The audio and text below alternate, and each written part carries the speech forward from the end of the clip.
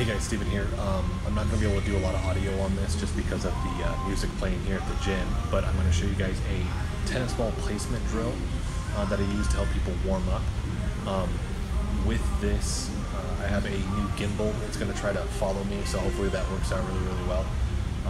With this, just make sure that you're trying not to stick towards a type A mentality, meaning you want a lot of structure with this. I'll be squatting, doing one leg Romanian deadlifts, lunges, I'm reaching across the body. There are really no rules with this. I'll be going to the floor and standing back up. And I'm going to do doing a little bit of dialogue over this as well, and then backtracking that with music. So here we go. So this is sped up a little bit just to make it more viewable, but here you're just seeing me do a handful of basic movements for this version. We're doing a squat, we're doing what I would call natural movement variation of a lunge, or a split squat if you want to call it that. I'm making sure that I'm reaching out and pushing the boundaries of how far out I reach. You're seeing a shin box, also called a figure 4. We're seeing the transitions between that, whether I stay low or come up.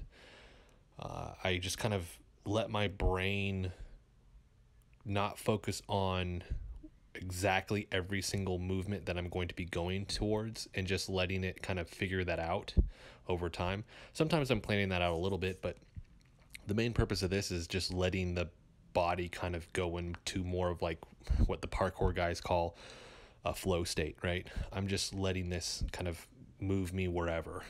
You might see me stop and reset. I was just trying to make sure that I could get the angles on this for you guys. I'll mention this later, but I'm not doing any rolling patterns or anything like that. I could do that and incorporate how much I'm going to push the boundaries of my movement within that, rolling on the ground, doing anything like that. And here it's just me playing around, trying to have a little bit of fun with the warm-up and not just keep it completely structured with that. So like I said, here you're kind of seeing some repetitive movements with that. I might focus on reaching out or anything like that. But for the most part, it's how can I go from one thing to the next, push the boundaries of that, not focus on where I'm going to go next, and just kind of naturally see what the body wants to do.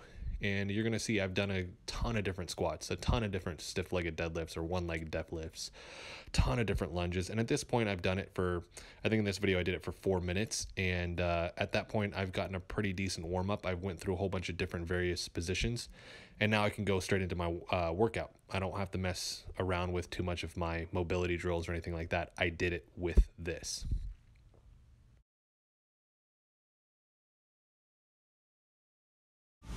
Alright, so that's really just the drill. It can go wherever, right?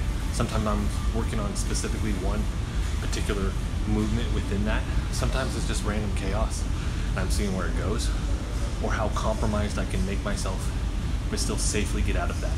So the harder part is everybody wants to stick with a ton of structure.